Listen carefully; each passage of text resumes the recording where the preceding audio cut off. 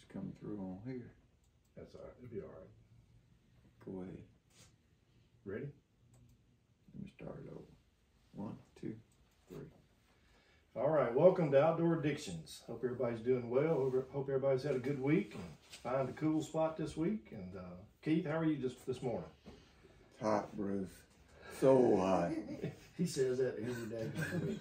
I mean, the listeners are probably like, I wish that guy quit saying that. When's it going to cool off, Keith, so you can quit saying that? Not soon enough. It has been hot, that's for sure. All right, today we're going to talk a little alligator hunting. We got a good friend of mine, Buster Buitt, and Joseph Durr. How are you guys doing?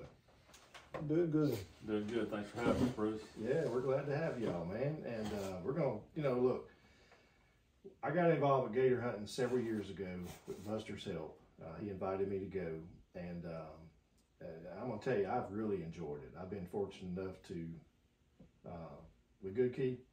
I've been fortunate enough to harvest 3 different alligators. I've drawn 3 tags and been fortunate enough where I filled the tag each time. And Buster, I think either you or Taylor, y'all been drawn once or twice, haven't you? Twice, I believe. Yeah, and filled 1, I know. Filled 1, other year, nothing that year. So. Yeah, so, man, it's been a lot of fun. It's been a learning experience. Now, Joseph here has been doing it. How long? So I guess you started hunting when it first started, right?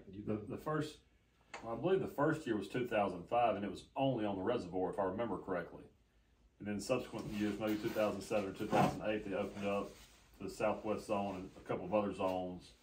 And that was the first year I went, was with Chad Smith and Stephen Felkley got a tag. So yeah. about since 2007 or 8, I believe. Yeah, and so so you got more experience than we do. Obviously, you've been doing this for a longer time frame. But man, look, it's a very popular program. Would y'all agree? It's become one of the most popular things in the state of Mississippi. I agree. I think that when you look at the numbers, I believe there's somewhere around 960 tags. I could be wrong on that exact number.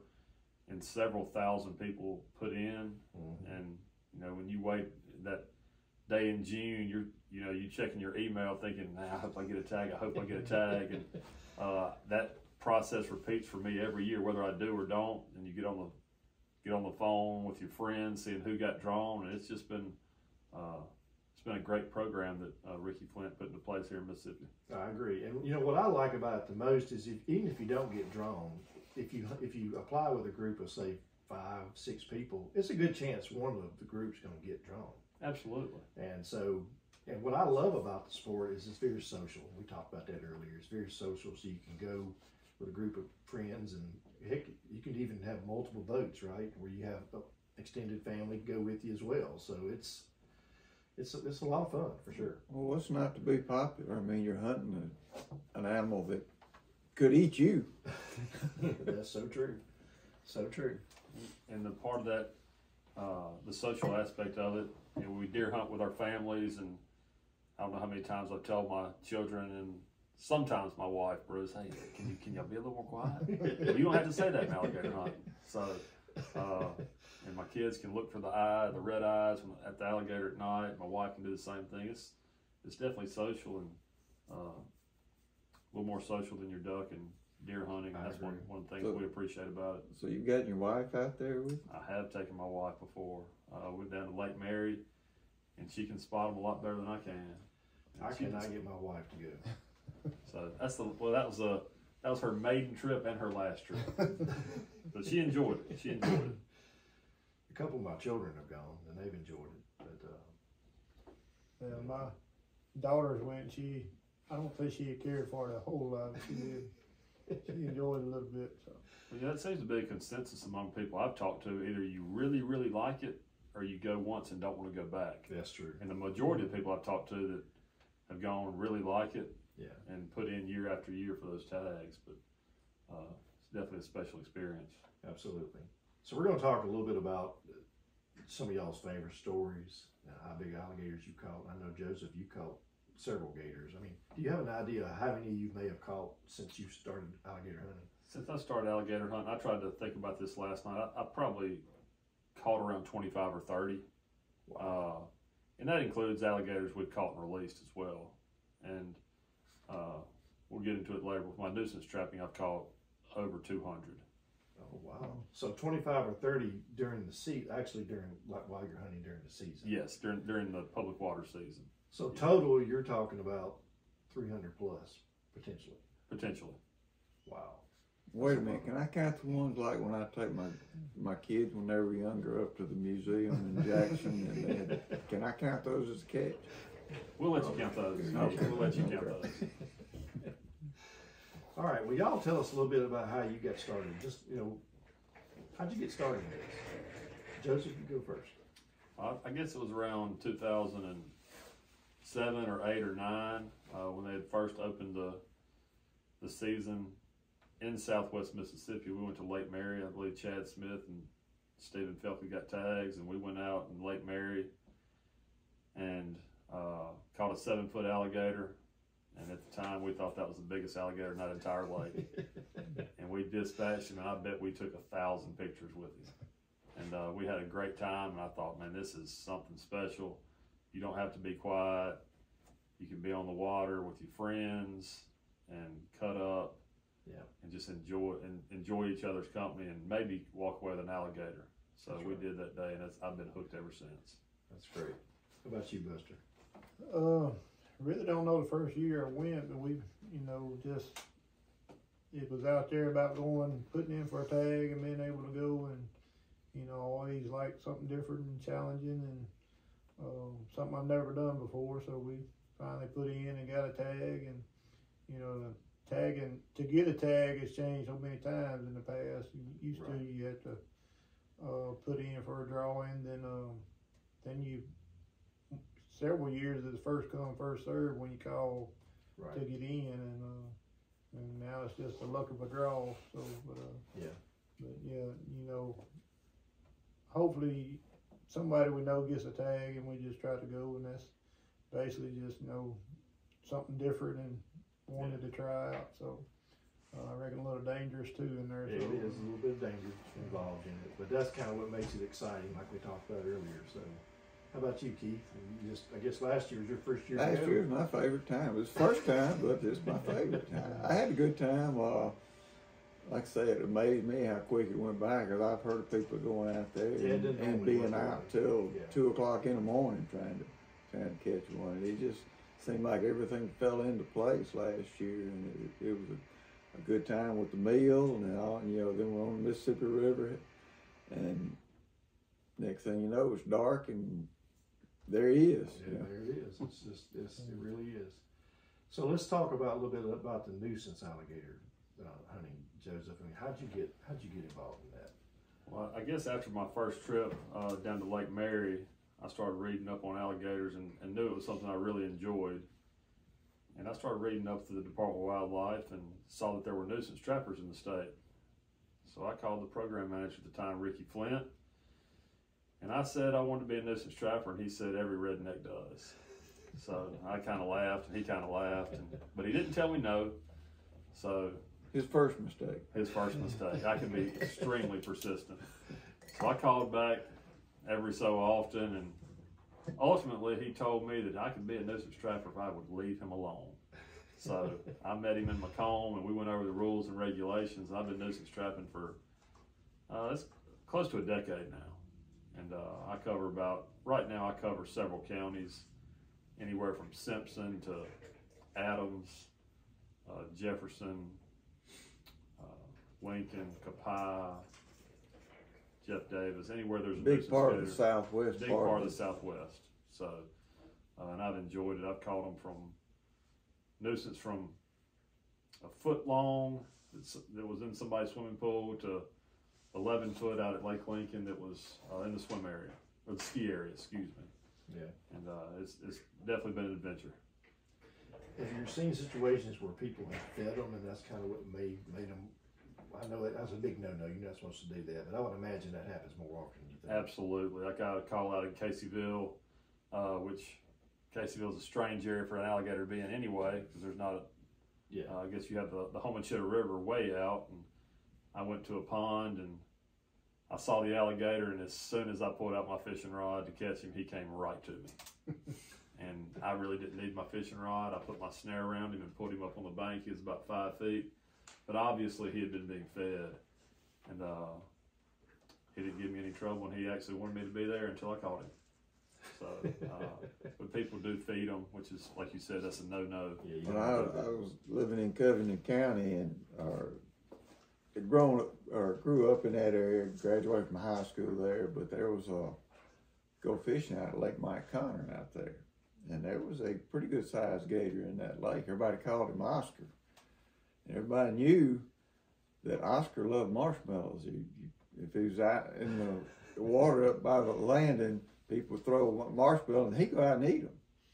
Well, in the summertime, people get out there swimming. If they got too rowdy, the game warden who was in charge would go out there and say, all right, settle down.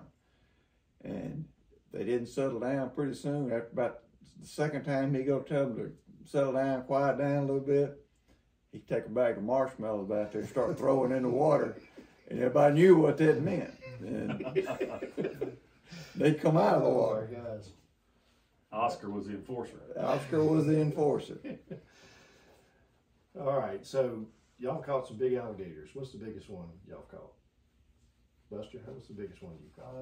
What is it, 11.6 is that one? Or 11.8. 11.8, so. 11.8. The last year with me. Yeah. Good luck charm. Yeah. I'm 100% in this thing. So. Yeah, that was our biggest one. Buster and I have been hunting for several years, and that was our biggest alligator to date.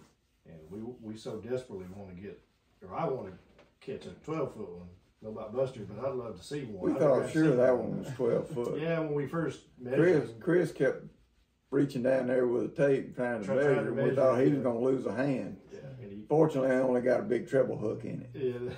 Yeah. So he was shy of 12 foot, but still, it's hard to. And we caught that thing early in the evening. It's hard to turn one loose that big. You're like, well, I guess may as well harvest it. I mean, but we're like, there might be bigger ones out here, but it's hard to turn that loose. It's just hard. Keith, they need to take you back for the 12-footer. There you go. It sounds like. There you go. And I ain't heard from Chris yet. He's the only one that's drawn a tag. Chris got a tag this year. We ain't heard from him yet, though. We'll see what happens. How about you, Joseph? What's the biggest one you ever caught? Biggest one I caught was in, I think, 2020, and it was 13 foot 3 inches. And that was definitely the biggest gator I've seen in the wild. And we were fortunate enough to be in the right place at the right time. And it was, as you know, a lot of things have to fall into place, have to be lucky and fortunate. And we were fortunate, everything fell into place, and we were able to harvest what I consider the gator of a lifetime. I don't know if I'll ever see one that big. Hopefully I will this year, Bruce. But it was definitely a fun fight. And 13-foot club is pretty rare, and I'm fortunate that we're in it.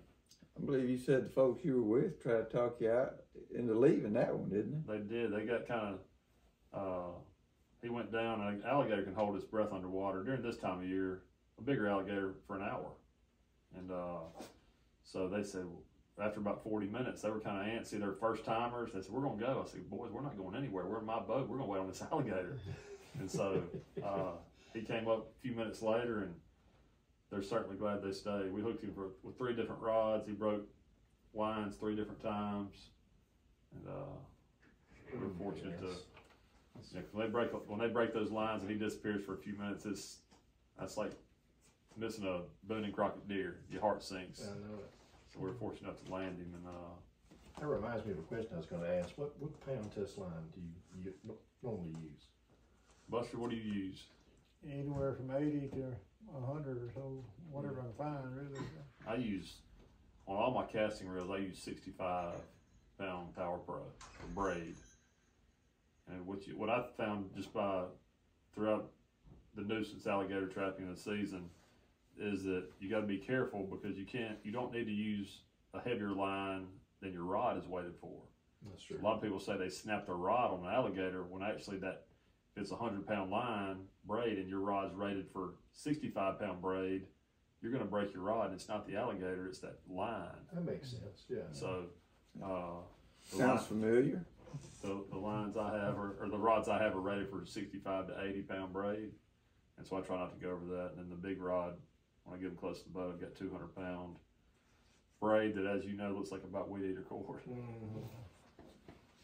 Yeah, last year I went to Bass Pro and bought 2 new rods, and the first shoot, 30 minutes, broke one of those rods. I'm like, goodness gracious. I think Chris did. We went from saying we're gonna need a bigger boat to we're gonna need a bigger rod. Those rods can get expensive, but you really don't need. You don't really need to spend a ton of money, do you? You can just go buy a good heavy rod and reel, and it'll catch alligator. Really. You have to play them to the wear out or so, but That's you can right. catch them with smaller stuff. So. That's 8 pound too. If you could. Well, I better not try. One thing that I have learned, I think you alluded to it earlier, Joseph, is y'all waited 45 minutes. I've learned you got to be patient. You can't get in a hurry, and because you may see a good gator, then he goes under, and you're like, oh, let's just move on somewhere else. But the truth is, if you stick around, and you may sit there for a good little, but he will resurface, and quite often right beside you. You just got to be aware of it and just be patient. And like you said, the patience is the key. I think most people, even when you're out public alligator hunting, you're seeing people go by you 7-8 miles an hour with shine their headlights. Those gators, they didn't get 10, 12 feet by being dumb. That's right. And so, we try to creep along and go very slow and take our time. And, patience is the key, I think. So I remember last year with the place we went, we rode in there right at dark. We didn't see anything, remember? We eventually saw one went right at dark. But then we went all the way to the end and started back, and that's when we saw him. So he was there the whole time, but you gotta be patient. You just gotta stick with it and don't get in such a big hurry, because it can happen to any time. You just gotta stay with it. And that first night, it's very hard to be patient. You've been waiting all year for that first Friday night alligator season, and it's very hard to remain patient. So I gotta remind myself of that. Yeah, I agree. Let's talk about favorite stories. So, Buster, you got a favorite story? Yeah, I think it'd be the year we went on the Homachita that we seen Joseph, I believe, at the restaurant over there, and he said he was going to Homachita, and we going too. And we get there and we put in, and we get about a mile down the river and run up on bank or run up on bottom. And so, well, it's getting deeper on down here, so we get out and try to push through the sandbar. Good friend Joseph's coming up behind us and sees us and just turns around and goes the other way. They leave you high and dry. Yeah, luckily He was already high and dry. We were high and dry. Luckily, some good Samaritans come by and pulled us up. I was so thankful to see that boat come down the river. And we went back to the boat landing, and within probably 200 yards of the boat landing, we seen and got on a nice gator. It was probably 10 foot better. Fought him for a couple of hours and had him to the boat, and Bruce went with a snag hook and hooked him, and he turned and went the other way, and the snag hook come out. Well, Bruce knocks me out of the boat and into the water with the gator. So You didn't even get wet on that, did you? No, I You didn't. hit the top of the water and came back And in. it's funny, I was up there, I hooked that gator and it came loose, and I'm like, dang, and I'm like, where'd Buster go, right? Didn't even hear that splash, did you? That had to be the most fun night I think I've had gator hunting there. And we didn't get the gator, but we still had a blast. We had a lot of fun. I had to go and tell my wife that story, and then she was like, you don't need to go back. I'm sure your wife probably felt the same way. I'm like, what are y'all doing? You're going to get somebody killed doing this. And I think that's what I like about the sport, and we've talked about this. It's exciting, it's fun, but there is a little bit of danger involved in it. And to me, that's what makes it, because you're in a wild place, and you're out there in the middle, it's wild enough even in the daytime, where 10, 11 o'clock, midnight, you're out in the middle of the night there, and anything can happen. And but yet, that's what makes it fun, really. That's part of it. Part of the adventure. It's the adventure of it that's super nice. And I think my favorite hunt was really last year. And I talked about this before on other podcasts that, we left a little early and went over to Natchez and ate at a nice restaurant, had a good meal. And that's what I like about it. It's a social event. And I mean, really, where else can you go and have a really nice sit-down supper? And then 30 minutes to an hour later, you're in the middle of nowhere, fishing for prehistoric animal. And it really is a cool thing. You can't just get that anywhere. And I can see how other people throughout the country would probably envy us for, have this opportunity to do that. They would love to do it. Oh, yes. I think there's only 6 states, maybe 7, that you can legally capture an alligator. Yeah. And, right down here in the southwest part of the U.S. Well, and I think one of the great things about it too is you look back, at one point the alligator was endangered in Mississippi, and look at they're getting to the point now that they're becoming useless in some areas. That's right. So I think that speaks a lot of our heritage as sporting in Mississippi to be able to bring something like that. I mean, we brought turkeys back over the years. We brought the deer population back from where it was decimated years ago. Yeah. But the alligator is a big success story. Huge success story. And which leads me to a question I wanted to ask y'all. I've only hunted the southwest zone. That's all I've ever hunted. But y'all had the opportunity to hunt other zones. What's the best zone that you think you've ever hunted? What's the best one available? The best one available, in my opinion, is Southwest. I know they have a bunch of gators on the coast, and they have a bunch of gators in the Pearl River zone and the Yazoo River zone. But I don't know if I'm just partial because I live here, but the Southwest is certainly my favorite. I think the biggest gators in the Southwest. Mm-hmm. And maybe it's because I know the land better and the lay of the rivers, but in my opinion, you can't beat the Southwest. What do you think, Buster? I agree. It's just, I think that's everybody's favorite spot is try to get is that, because that's where seems like the bigger gators are. So. Are there any zones farther north, like up around in the Delta, the Greenville area? Absolutely. Places like that? I think so. I think the state, it's all over the state. It's statewide. You have the north, you got a northeast and northwest zone, I believe, and it goes all the way to the corner of the state. I would think up in the Greenville area, there'd be some pretty good alligators up in that area. You think? You'd think so. I would think so. Further north you get, the fewer tags they allow. So right. But I believe there's still some good gators up there somewhere. So. I think you have a bunch of northwest and northeast people of the state putting in for Southwest. There's not a whole lot of people in the southwest part of the state putting in for the northeast and northwest. Yeah. So, but yeah, I believe the Southwest district is the best for the alligator, and that's just my opinion. Yep, that's good. I knew they were along the Pearl River, but I lived on Pearl River for a while, not on it, but in the vicinity. I hunted and fished around some of the Dead River lakes, Oxbow Lakes along Pearl River, and I don't think I ever saw a gator up in there. Lots of snakes. Yeah, I'm sure. They're there. I'm sure they are. They're there. One of the first times I drove was on the Pearl River, and myself and Dr. Bob Watson put in at Rockport, and we were going along, and 20 yards from the landing, saw a 10-foot alligator, threw at him one time, hooked him. He starts thrashing around, gets to the boat, he jumps up and looks us in the eye, and you realize this is a little dangerous, as Bruce mentioned earlier. we catch him, snare him, dispatch him, and me and Bob Watson thought, man, this is easy. But it was definitely beginner's luck because we didn't have too many trips like that. Well, there's lots of places in Pearl River you can get out of the boat and wrestle with it. Keith, I'll take you and let you do that. I'm way more comfortable in my boat. I agree. All right, y'all, one other question. Well, actually, a couple other questions, but one pertaining to alligator. The season's coming up soon. It's coming up at the end of August, and I think it's the last Friday of August. Is that right? That's right. And it runs 10 days from there. Outlook on this season. What do y'all think the season's going to look like this year?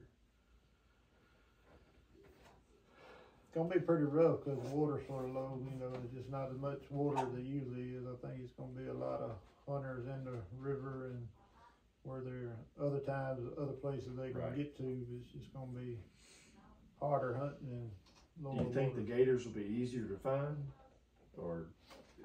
It might be easier to find. There'd probably be a lot more competition chasing them too. So the more pressure, just like deer, the more pressure on them, the more skittish they'll get, I guess. kind of agree with Buster. If you look right now, the Mississippi River at Natchez gauge is 18 feet. The year we went, and Buster's talking about me not helping him in the Homachita, which I don't recall it exactly like that. The river was at least 20 feet higher. That river was 38 feet on the Natchez gauge, because it has to be to be able to hunt that Homachita. So you're looking at 20 feet difference than the last time we were at the Homachita. And I think all those gators will be either concentrated in your bigger bodies of water, or they've gone off the river into the sloughs. Right. Yeah, they're getting away from the Yeah, so which is going to be on private land, and in some cases, yeah. So I think really a lot of cases it will be. I think that it's going to certainly be challenging, but I know I'm not going to stay at home and let the challenge pass me by. You just got to get out there and go. That's right. Make the best what the good Lord gives you. Absolutely. Go from there. Well, what Bruce and I always talk about the next adventure. But, well, somebody always asks me, what's been your best hunting trip? I'm like, the next one. So, absolutely. But the next one is the best Buster, we were talking earlier, we need to get him into the water for hand grabbing. Right. So, I'm ready when you are. So. And Joseph too. Yeah. I don't grab anything that I can't see. So I'm gonna let you and Bruce and Buster take that. And I'll tell you what, I'll ride the boat and I'll help you get back in the boat. Tell you what, and I'll hand grab brim too.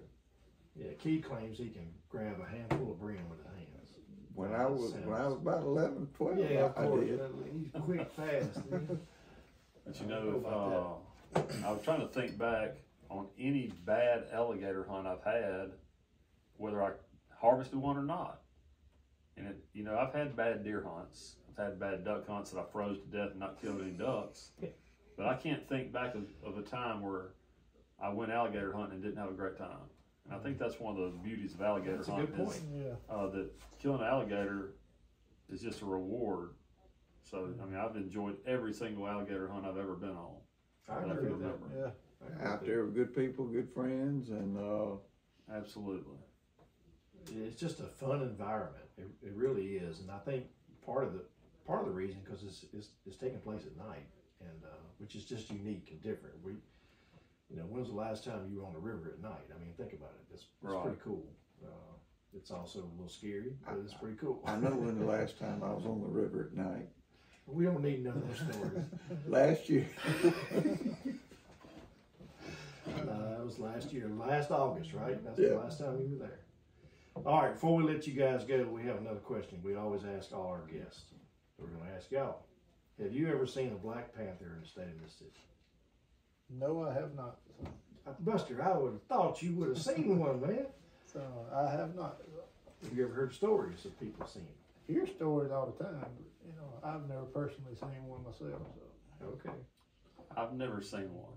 I have heard of a boy out at Fair River who swears he shot one and put his orange vest on it and came back and it wasn't there. And I heard that from him. Put his orange vest on. He said his orange vest on him, said he shot a black panther. And went back to get him and the panther was gone, so was the orange vest. So in other words, there's a panther running around with an orange vest over it. That's right. And if I see him, I'm gonna come back on your show and tell you about it. Get videos. That's right. Even though we're not video capable here, but we want to see that. Absolutely. Well, that's interesting. Well, this all started a few weeks ago. Well, actually, been a few months ago now. There was an article in the paper where somebody locally here in Bogachita claimed they saw one in their backyard. And so it starts to spark this whole conversation of, now all of a sudden people are seeing them all across the state again. And when I was a kid, I remember hearing stories of people seeing them, and it just makes for an interesting conversation. So, absolutely. Yeah. All right, guys, thank you. We appreciate it, and we're looking forward to a good season and looking forward to more stories, and I wish y'all the best of luck. Thank you. Thanks for having us on. Yes. Until next time, stay addicted to the outdoors.